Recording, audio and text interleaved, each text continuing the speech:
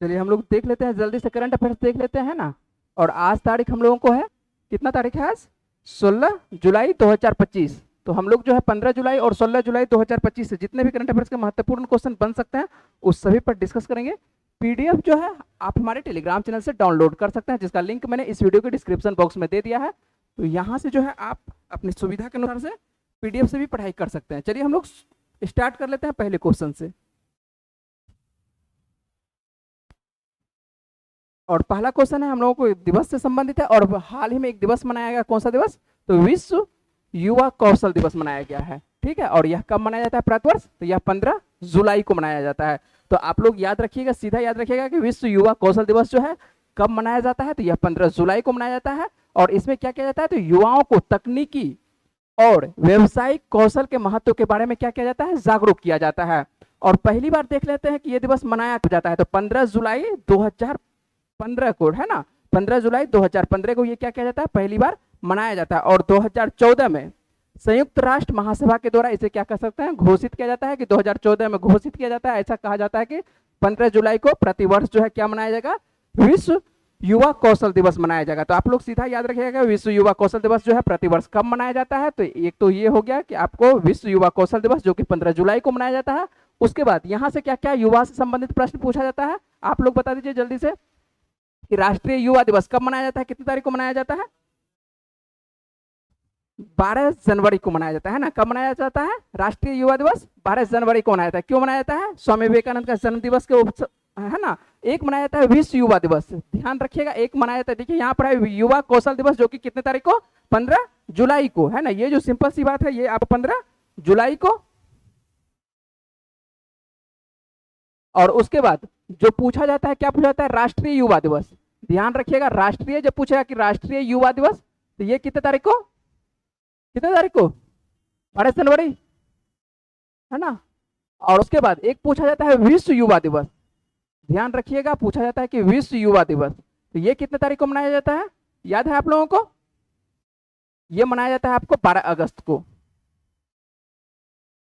ठीक है, तो 3 दिवस से संबंधित, युवा से संबंधित 3 दिवस आपको याद रखिएगा। एक मनाया जाता है मान के लिए विश्व युवा दिवस 12 अगस्त को, राष्ट्रीय युवा दिवस 12 जनवरी को, और युवा कौशल दिवस आपको 15 जुलाई को,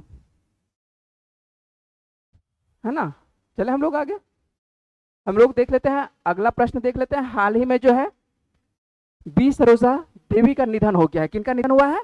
बी सरोजा देवी का। और यहाँ पर प्रश्न पूछा जा रहा है कि बी सरोजा देवी मान के चलिए कि किस क्षेत्र से संबंधित थी? तो ये संबंधित थी आपको अभिनेत्री से, है ना। भारतीय जो फिल्म जगत होते हैं उससे संबंधित है। तो और इनका जो है 87 वर्ष की आयु में क्या हो जाता है? निधन हो जाता है। तो आप लोगों को सीधा प्रश्न पूछा जाएगा कि बी सरोजा देवी का संबंध जो है किस क्षेत्र से है?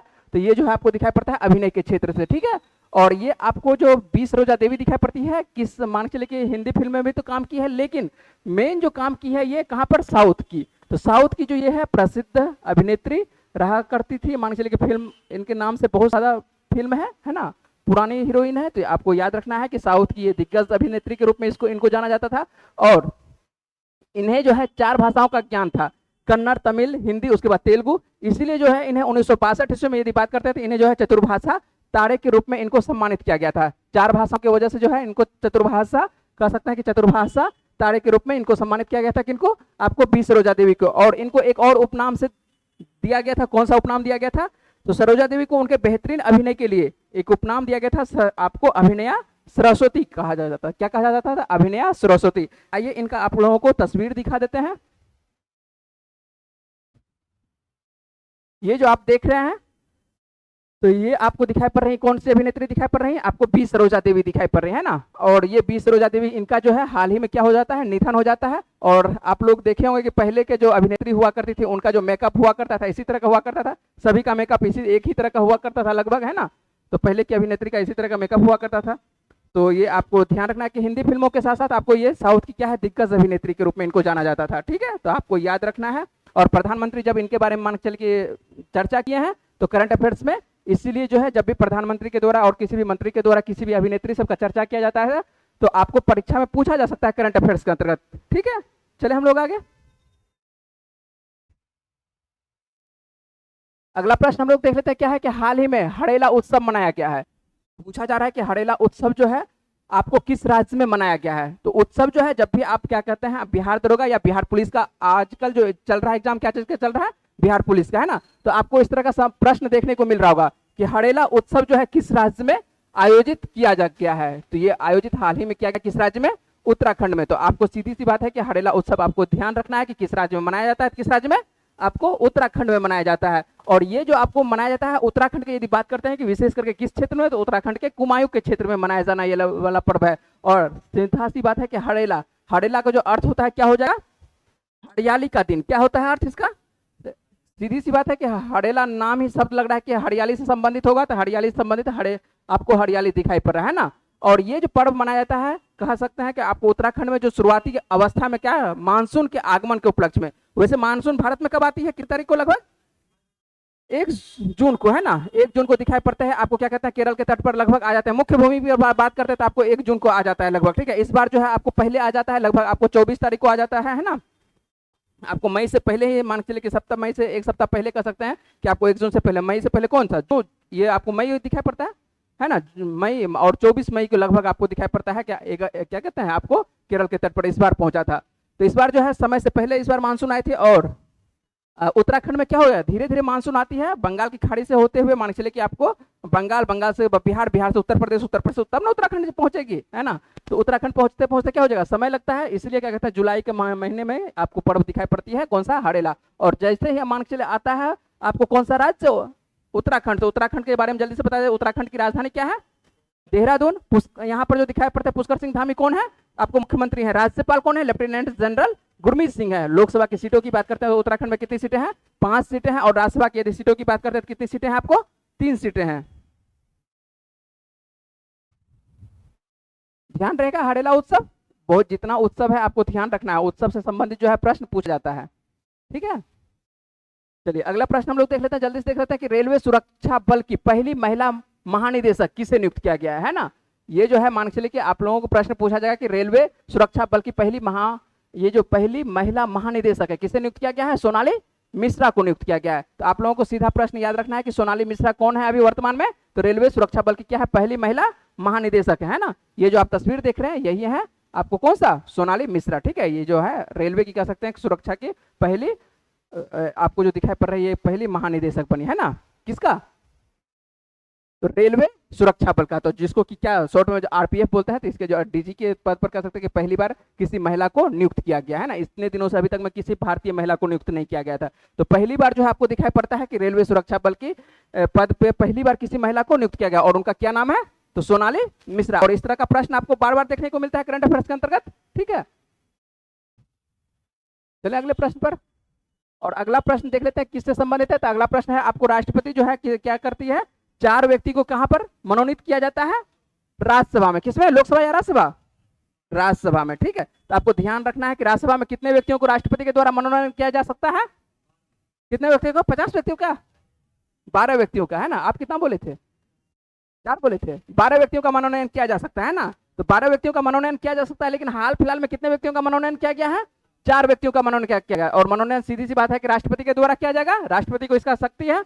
तो राष्ट्रपति आपको दिखाई पड़ती है कि अभी राष्ट्रपति जो है द्रौपदी मुर्मू है, और इनके द्वारा जो राज्यसभा में 4 व्यक्तियों को कह सकते हैं कि मनोनयन किया गया है, जिसमें आपको दिखाई पड़ते हैं कौन है, विदेश सचिव दिखाई पड़ते हैं, हर्षवर्धन दिखाई पड़ते हैं, उज्ज्वल दिखाई पड़ते हैं, ठीक है। और 2 इसमें जो है आपको कह सकते हैं कि टीचर से संबंधित है, और कौन है, सदानंद, और उसके बाद कौन है, मीनाक्षी जैन। ये सब जो है आपको दिल्ली यूनिवर्सिटी के संबंधित कह सकते हैं कि आपको प्रोफेसर है। और किस अनुच्छेद के तहत मान के चलिए कि राष्ट्रपति आपको मनोनयन करती है, किसके अंतर्गत, तो 80 के तहत, ठीक है। 80 आपको 3 के दिखाई पड़ेगा, आर्टिकल जो दिखाई पड़ती है कितना, आपको 80 का 3 दिखाई पड़ता है। इसके तहत कह सकते हैं यहाँ पर नहीं लिखा है, वो उसका जरूरत नहीं है, डायरेक्ट हम लिखे हैं। ये करंट अफेयर्स का है ना, आपको पॉलिटिकल रहता है तो 3 का मान के चलिए 80 का ए बी सी क्या है उसके बारे में बताते हैं। यहाँ पर मान के चलिए उससे संबंधित नहीं है, डायरेक्ट 80 देते हैं। और यहाँ पर कला, साहित्य, विज्ञान और सामाजिक सेवा अन्य क्षेत्रों का योगदान देते हैं, ठीक है। और इन्हीं के तहत मान के चलिए कितने व्यक्तियों को, 4 व्यक्तियों को सम्मिलित किया गया।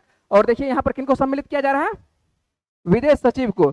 इस तरह से जब व्यक्ति को सम्मिलित किया जाएगा, देखिए वैसे सभी कोई भी पार्टी है सम्मिलित करती ही है ना, लेकिन ऐसे में क्या होता है, सीधी सी बात है कि सरकार पर मान के जब भी सरकार कोई काम सौंपेगा, व्यक्ति क्या सोचेगा कि हम अच्छा काम करके दे, जो पार्टी में रहेगा तो हमको आने वाले दिनों में क्या बना दिया जाएगा, राज्यसभा का मेंबर बना दिया जाएगा। इस तरह के व्यक्ति सबको नहीं सम्मिलित करना चाहिए, लेकिन समझ ही रहे कि सभी जगह थोड़ा ना थोड़ा क्या चलती है।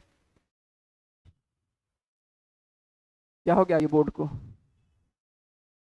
क्या बोले? ठीक है,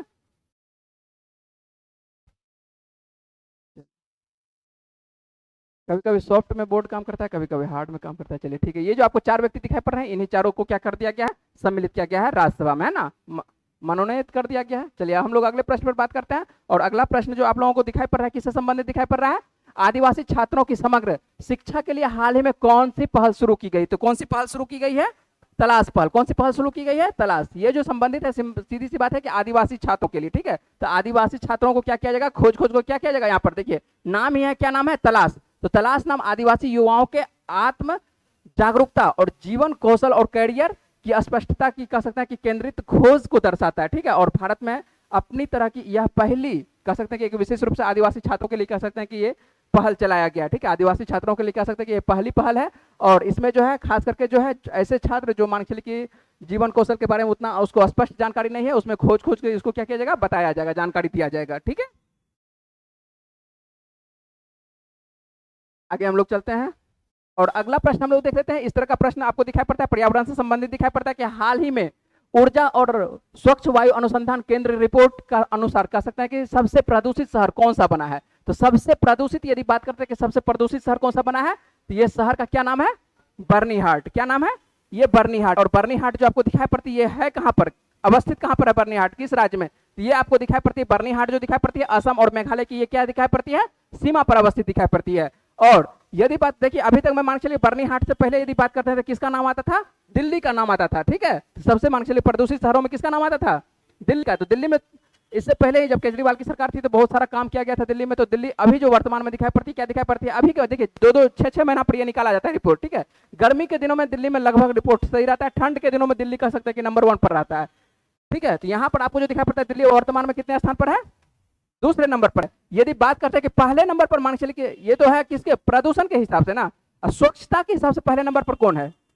कौन सा है? इस बार अहमदाबाद है ना। कौन सा शहर आया है? अहमदाबाद का। इसके अनुसार से ये बात कर रहे हैं, किसके अनुसार से? ऊर्जा एवं स्वच्छ वायु अनुसंधान की रिपोर्ट के अनुसार से, ठीक है। इसके अनुसार से कौन आता है? अहमदाबाद का नंबर 1 पर आता है स्थान, ठीक है, स्वच्छता के हिसाब से, ठीक है। सभी का रिपोर्ट अलग अलग रहता है। इंदौर में भी किसी मान चल किसी का रिपोर्ट में इंदौर भी आपको देखने को मिलता है। चलिए आगे हम लोग देखते हैं, हाल ही में किसे जून 2025 का ICC player of the month चुना गया है? किस चीज का ICC player of the month चुना गया है, याद है आप लोगों को? तो ये जो है आपको एडन मार्करम और कौन? Hayley Mathews. एडन मार्करम आपको दिखाई पड़ते हैं क्या, इस बार जो है विश्व चैंपियन बनते हैं, है ना। तो और इनका जो है महत्वपूर्ण बल्लेबाज रहता है, तो इसी वजह से जो कह सकते हैं कि इसे जून 2025 का, ये प्रति महीना निकाला जाता है ना। ये जो आपको दिखाई पड़ता है जून 2025 का ICC player of the month किसे चुना गया है? तो एडन मार्करम। और महिला में यदि बात करते हैं तो महिला में कौन? Hayley Matthews. तो एडन मार्करम आपको पता होना चाहिए कि एडन मार्करम किस देश के खिलाड़ी हैं? तो ये आपको दक्षिण अफ्रीका के ये बल्लेबाज है ना। आप लोग तो जानते ही हैं दक्षिण अफ्रीका का। और इनके बारे में बता दीजिए, हैली मैथ्यूज ये जो आपको दिखाई पड़ रही कहाँ के? तो ये जो हैली मैथ्यूज दिखाई पड़ रही है आपको वेस्ट इंडीज की, है ना। तो वेस्ट इंडीज एक ग्रुप है ना, जो वेस्ट इंडीज ग्रुप के अंतर्गत ये आपको दिखाई पड़ती है। इनका कप्तानी करते हुए भी, कप्तान भी वर्तमान में, और क्या कहते हैं आईपीएल में दिखाई पड़ती है किसके तरफ से खेलते हुए? Hayley Matthews. ये आप वेस्ट इंडीज कोर्स से आईपीएल में बात कर रहे थे, आईपीएल में बात करते थे, ये मुंबई इंडियंस की तरफ से खेलती है ना, हाँ ना, मुंबई इंडियंस की तरफ से हैली मैथ्यूज खेलती है, ठीक है। चलिए कोई बात नहीं है, ध्यान रखिएगा, है ना। चलिए अगले ये, चलिए यहाँ पर देख लेते हैं, एक बार चित्र देख लेते हैं। ये जो आप मान के चलिए जो जानते हैं वो तो ठीक है, जो नहीं जानते हैं तो वो आपको जानकारी होनी चाहिए कि एडन मार्करम इस बार जून जून का मान चल के ICC player of the month चुना गया था। ये आपको एडन मार्करम की तस्वीर है। आगे यदि बात करते हैं तो ये जो आपको दिखाई पड़ रही है, ये कौन किनका तस्वीर है? ये हैली मैथ्यूज की। और कहाँ की खिलाड़ी है? ये वेस्ट इंडीज की। ये ऑलराउंडर है, बैटिंग भी करती है, बॉलिंग भी करती है ना, दोनों में मान चलिए कि एकदम क्या कर सकते हैं, ओपनिंग करती है, ठीक है। बॉलिंग से भी ओपनिंग करती है और उसके बाद बैटिंग से भी ओपनिंग करती है, तो अच्छी खिलाड़ी है। और इसी वजह से क्या कहते हैं, इनको बार बार दिखाई पड़ता है आपको, क्या कहते हैं आपको किसी न किसी मंथ का आपको इनको चुनते हुए दिखाई पड़ता है। चलिए अगले प्रश्न बात करते हैं, जल्दी से बात कर लेते हैं कि हाल ही में, ये ज्योग्राफी से संबंधित आपको प्रश्न दिखाई पड़ रहा है कि हाल ही में न्यू कैलिडोनिया, नाम सुने हैं इसका? न्यू कैलिडोनिया का, जो कि किस गणराज्य के अंतर्गत एक नया राज्य बनेगा? तो किस राज्य के अंतर्गत? ये फ्रांस के अंतर्गत। ये आपको मैप में देखिएगा तो ये कहीं और अवस्थित है, फ्रांस के बगल में ये नहीं है, अब देखिए ये क्या है, लेकिन इस पे अधिकार किसका है, न्यू कैलेडोनिया पर। सीधी सी बात है कि न्यू कैलेडोनिया, आपको पूछेगा कि न्यू कैलेडोनिया पर अधिकार किसका है, तो ये फ्रांस का अधिकार है। लेकिन अब जो इसको क्या मिल जाएगा, राज्य का दर्जा मिल जाएगा, ठीक है। तो राज्य का दर्जा, एक नया राज्य बन जाएगा फ्रांस का। तो फ्रांस और न्यू कैलेडोनिया, ये जो आपको दिखाई पड़ता है न्यू कैलेडोनिया कहां पर दिखाई पड़ती है, ये प्रशांत द्वीप समूह में मान चल के आपको दिखाई पड़ता है। पूर्ण रूप से स्वतंत्रता के बिना कह सकते हैं अधिक स्वायत्त देने का एक ऐतिहासिक समझौता किया गया है ना। मान चलिए पूर्ण तो स्वायत्त नहीं देगा, लेकिन यहाँ पर समझौता किया गया, चलिए आपको क्या दिया जाएगा, राज्य का दर्जा। आप सब कोई आजकल स्वतंत्र होना चाहता है, कौन मान चलिए किसी के देश के अधीन रहना चाहता है। तो यहाँ पर बार बार आपको दिखाई पड़ती है, बार बार कुछ न कुछ विद्रोह होते हुए दिखाई पड़ती है। और इसका उद्देश्य क्या है, न्यू कैलेडोनिया को फ्रांसीसी गणराज्य का एक राज्य के रूप में मान्यता देकर क्या करना है, वहां पर शांति स्थापित करना है, कि बार बार विद्रोह ना हो, चलो तुम भी आप मेरे राज्य के अंतर्गत रहो, सब चीज अपना काम करो, खुद काम करो, लेकिन अंतर्गत किसके अंतर्गत रहेगा, फ्रांस के अंतर्गत रहेगा। सबसे पहले हम लोग देख लेते हैं, इसके बारे में भी देखेंगे, उसका मैप भी देख लेंगे अवस्थिति। पहले देख लीजिए फ्रांस की राजधानी क्या है, पेरिस है। मुद्रा क्या चलती है यहाँ पर, यूरो। और यहाँ पर जो राष्ट्रपति वर्तमान में दिखाई पड़ते हैं इमैनुअल मैक्रोन दिखाई पड़ते हैं, ठीक है। यदि बात करते हैं न्यू कैलेडोनिया की, पहले देख लेते हैं कि न्यू कैलेडोनिया है कहां पर। तो आप देखिए न्यू कैलेडोनिया के बारे में केवल बात कर रहे हैं, तो ये जो आपको दिखाई पड़ती है, ये इसमें अधिकार तो आपको समझ में आ गया, किसका अधिकार है, आपको फ्रांस का अधिकार है। किसका अधिकार है, तो ये फ्रांस का अधिकार है। फ्रांस नोवेल कैलेडोनी, जिसे कि क्या किस नाम से जाना जाता है, न्यू कैलेडोनिया के नाम से कहा जाना जाता है, ठीक है। मान चलिए इसको न्यू कैलेडोनिया तो विश्व में मान चलिए न्यू कैलेडोनिया के नाम से जाना जाता है, लेकिन वहां पर इसको जो है किस नाम से जाना जाता है, फ्रेंच नोवेल कैलेडोनी के नाम से जाना जाता है, ठीक है। और उसके बाद यदि बात करते हैं कि ये दक्षिण पश्चिम प्रशांत महासागर में ऑस्ट्रेलिया से, यदि बात करते हैं कि ऑस्ट्रेलिया से कितनी दूरी पर है, 900 मील कह सकते हैं, पूर्व में स्थित एक विशिष्ट समूह है। और इसमें लॉयल्टी द्वीप समूह कह सकते हैं कि बेलेप द्वीप समूह और मानचिल के छोटे छोटे बहुत सारे द्वीप समूह इसके संबंधित है। और सभी को मिलाकर किस नाम जाना जाता है, न्यू कैलेडोनिया के नाम से जाना जाता है ना। क्षेत्रफल सब छोटे से, क्षेत्रफल सब आप लोगों को जरूरत नहीं है, तो याद रहेगा ये कहां पर दिखाई पड़ रहा है, ऑस्ट्रेलिया के। मान 900 मील मानचिल समुद्र में कोई ज्यादा दूरी नहीं हुआ, तो ये आपको दिखाई पड़ती है ऑस्ट्रेलिया, कितना समझिएगा, ऑस्ट्रेलिया के बगल में। जबकि ये जो फ्रांस है, फ्रांस किस मानचिल की इसके अंतर्गत आता है, किस महाद्वीप के अंतर्गत, यूरोप के अंतर्गत आता है। ये तो आपको पता है कि यूरोप का प्रमुख देश है फ्रांस, है ना। और अब देखिए है यूरोप का देश, और ये अवस्थित कहां पर है, अब ऑस्ट्रेलिया दिखाई पड़ रही है। यहाँ पर एक छोटा सा मैप देखिएगा, ध्यान रखिएगा, ये छोटा सा मैप यहाँ पर दिखाई पड़ रहा है ऑस्ट्रेलिया का। ये जो आपको दिखाई पड़ रहा है ये ऑस्ट्रेलिया है ना, ये ऑस्ट्रेलिया है, ठीक है। और ऑस्ट्रेलिया ये जब मान चलिए आपको दिखाई पड़ रहा है, अच्छे से ध्यान देखिएगा, यहाँ पर देखिए, यहाँ पर आपको जो बनाया गया निशान, जो रेड रंग का निशान बन गया, यही क्या है, न्यू कैलेडोनिया है, ठीक है। तो आप जब जूम करके देखिएगा मान चलिए ओशनियाई महाद्वीप को, तो आपको दिखाई पड़ेगा, क्या दिखाई पड़ेगा, आपको न्यू कैलेडोनिया। तो ये देखिए किस महाद्वीप का अंतर्गत है, ज्योग्राफिकल कहां पर दिखाई पड़ती है, ज्योग्राफिकल यदि बात करते हैं तो मान चलिए आपको दिखाई पड़ती है ऑस्ट्रेलिया में। लेकिन यदि बात करते हैं कि राजनीतिक मैप के अंतर्गत ये कहां पर दिखाई पड़ेगी, ये यूरोप के अंतर्गत दिखाई पड़ेगी, है ना बात, क्योंकि इस पे किसका अधिकार है, फ्रांस करके अधिकार करके रखा हुआ है। तो ये जो आपको दिखाई पड़ती है, तो मान चलिए जूमिंग करके ये लिया हुआ है, किसका सीन लिया हुआ है, ये आपको दिखाई पड़ता है न्यू कैलेडोनिया का, इसलिए ये प्रमुख बन जाता है, ठीक है। कि आपको दिखाई पड़ता है ज्योग्राफिकल कहीं और दिखाई पड़ता है, राजनीतिक मैप से मान चलिए उसका अधिकार किसी और का है, ठीक है। और ये हाल फिलहाल में किसका, फ्रांस का एक क्या बना है, क्या हो चुका है इसका, चलिए कोई बात नहीं,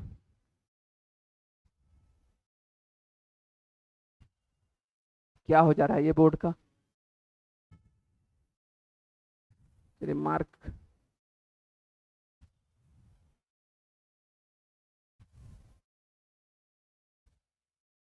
चलिए ठीक है, जल्दी से हम लोग देख लेते हैं, अगले प्रश्न पर बात कर लेते हैं।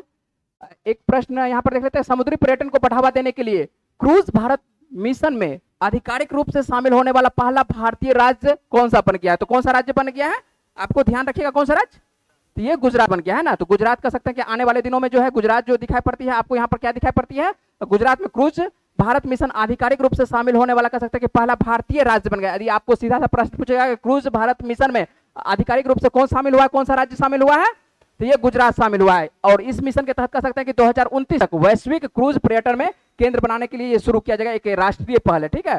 क्रूज समझ रहे हैं क्या होती है, पहले बात कर लेते हैं। आप गुजरात जो दिखाई पड़ती है, गुजरात के अभी वर्तमान में मुख्यमंत्री कौन है, भूपेंद्र पटेल है, ठीक है, कौन है, भूपेंद्र पटेल है। और यदि बात करते हैं कि मान चलिए आपको दिखाई पड़ता है राज्यपाल आचार्य देवव्रत है। उसके बाद क्या कहते हैं, लोकसभा की यदि सीटों की बात करते हैं तो लोकसभा की सीटें कितने दिखाई पड़ती है आपको, 26, राज्यसभा की कितनी सीटें, 11 सीटें दिखाई पड़ती है ना।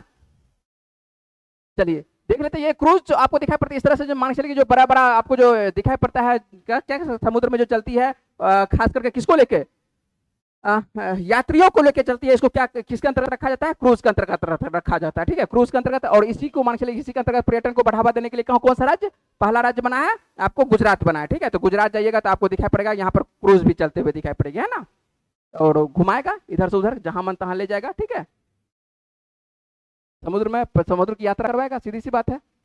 चलिए आगे हम लोग देखते हैं, थोड़ा सा रिवीजन देख लेते हैं। और रिवीजन जो आपको दिखाई पड़ रहा है, कुछ पुराना प्रश्न जो भी मान के चलिए जनवरी से लेके, क्या कर सकते हैं कि जनवरी से लेके आपको बात कर रहे हैं कि हाल फिलहाल में जो भी प्रश्न होगा ये लगभग फरवरी माह का होगा। ये जो प्रश्न करवाया गया है ये लगभग फरवरी माह का। देख लेते हैं हाल ही में क्या कहते हैं, नई दिल्ली किसकी 9 फुट ऊंची प्रतिमा का अनावरण किया गया है ना, किसका प्रतिमा का अनावरण किया गया है? ये बड़ौदा उपेंद्र नाथ ब्रह्मा का किया गया है। और ये जो आपको दिखाई पड़ते हैं बड़ौदा जी दिखाई पड़ते हैं, ये कहाँ के प्रमुख नेता हुआ करते थे? ये हुआ करते थे असम के हुआ करते थे, लेकिन इनका मूर्ति कहां पर तैयार किया गया है? ये नई दिल्ली में। सबसे पहला ऑप्शन क्या रहेगा? असम रहेगा, है ना। बोडो लगा हुआ ना, बोडोफा का ये मान के चलिए प्रमुख नेता हुआ करते थे बोडो समुदाय का। भारत का वह पहला राज्य कौन सा है जिसने एआई आधारित वास्तविक समय वन चेतावनी प्रणाली शुरू की है? कौन सा राज्य? तो ये मध्य प्रदेश। कौन सा बंदरगाह यदि भारत का पहला समर्पित गहरे पानी का कंटेनर ट्रांसशिप, यहां पर देखिएगा ट्रांसशिपमेंट जो कह सकते हैं कि हब है, ये कौन सा? विंजिया। आने वाले दिनों में कह सकते हैं कि केरल में एक नया अंतरराष्ट्रीय आपको बंदरगाह देखने को मिलेगा, कौन सा? विंजीजम दिखाई पड़ेगा। ये अंतरराष्ट्रीय हवाई अड्डा जो आपको दिखाई पड़ेगा, ये कह सकते हैं कि 2 अंतरराष्ट्रीय हवाई अड्डा बन रहा है। अरे अंतरराष्ट्रीय हवाई अड्डा बोल रहे, सॉरी, यहाँ पर जो दिखाई पड़ रहा है क्या? बंदरगाह, है ना। अंतरराष्ट्रीय क्या बन रहा है? बंदरगाह बन रहा है। तो आपको अभी वर्तमान में कितना है? 13 प्रमुख दिखाई पड़ता है ना। क्या दिखाई पड़ता है? 13 प्रमुख दिखाई पड़ता है। और आने वाले दिनों में आपको और दिखाई पड़ेगा, 14वां दिखाई पड़ेगा, 15वां दिखाई पड़ेगा। यहाँ पर विंजीजम दिखाई पड़ रहा है, केरल में बनते हुए दिखाई पड़ रहा है। आगे यदि बात करते हैं कि भारत ने दीर्घकालिक ऊर्जा सहयोग के लिए किस देश के साथ समझौते पर हस्ताक्षर किया है? किसके साथ समझौता? आपको डेनमार्क के साथ। और हाल ही में किसने क्या कहते हैं एजिंग विद डिग्निटी कार्यक्रम में वरिष्ठ नागरिकों के लिए प्रमुख पहल शुरू की है? तो सीधी सी बात है, किसके द्वारा? राष्ट्रपति द्रौपदी मुर्मू के द्वारा। वित्त मंत्रालय के राजस्व विभाग में सचिव पद पर कार्यभार किसने संभाला है? ये प्रश्न अधूरा ही दिया है। चलिए इस प्रश्न को रहने दीजिए, ये प्रश्न आपको जो दिया है अधूरा ही प्रश्न रखा है, ठीक है। आगे हम लोग देख रहे थे कि विश्व प्रेस स्वतंत्रता सूचकांक जो आपको दिखाई पड़ता है 2025 में भारत किस स्थान पर पहुंचा है? किस स्थान पर पहुंचा है? तो 151वें पर पहुंचा है। और हाल ही में कह सकते हैं यही जो आपको दिया हुआ है जारी प्रेस फ्रीडम इंडेक्स 2025 में कौन सा राज्य से कौन सा देश कह सकते हैं, कौन सा देश शीर्ष पर रहा है? ये नॉर्वे शीर्ष पर रहा है, ठीक है। प्रश्न इतना ही था रिवीजन में, चलिए कोई बात नहीं, हम लोग जल्दी से देख लेते हैं। आपको बता देते हैं कि मान के चलिए कुछ प्रश्न आपको करवाए थे, उससे संबंधित ये प्रश्न पूछे था आपको कि हाल ही में मराठा शासकों के द्वारा निर्मित कितने ऐतिहासिक किलों को यूनेस्को ने अपनी विश्व धरोहर में सूची में शामिल किया था? किसके द्वारा शामिल किया गया है? कितने की सूची में शामिल किया गया है? अभी सभी का आपको चित्र देकर समझाए थे, याद है? ये 12 कितने स्थलों को यहीं पर प्रश्न करवाए थे, आप ही लोगों को करवाए थे। ये 12 है ना, ये इसी जगह करवाए थे, ऐसा नहीं कि मान के चलिए आप लोगों को नहीं करवाए, इसी जगह करवाए थे। चलिए आज का प्रश्न हम लोग जल्दी से देख लेते हैं। हाल ही में जो ये खेल हुआ है, कौन सा खेल हुआ है? ग्रैंड स्लैम, कौन सा? विंबलडन जो हुआ है, ये आपको दिखाई पड़ती है कहां पर? ये पुरुष एकल का यहाँ पूछा जा रहा है कि विंबलडन जो होते हैं 2025 का, विंबलडन 2025 पुरुष एकल का खिताब किसके द्वारा जीता गया? तो आप लोगों को ये प्रश्न करवाए हैं, इसका सही जवाब क्या होता है आप लोगों को जवाब देना है। कहां पर देना जवाब है? आपको कमेंट बॉक्स में जवाब देना है, ठीक है। उम्मीद है कि आप लोगों को जितना भी प्रश्न बता रहे हैं आप लोगों को सभी प्रश्न समझ में आ रहा होगा। यदि आपको वीडियो अच्छा लगता है तो वीडियो को क्या करना है? लाइक करना है, और चैनल को क्या करना है? सब्सक्राइब करना है। चलिए मिलते हैं आप लोगों से अगले वीडियो में, तब तक के लिए अपना ख्याल रखिए, पढ़ते रहिए, वीडियो में बने रहने के लिए बहुत बहुत शुक्रिया, धन्यवाद।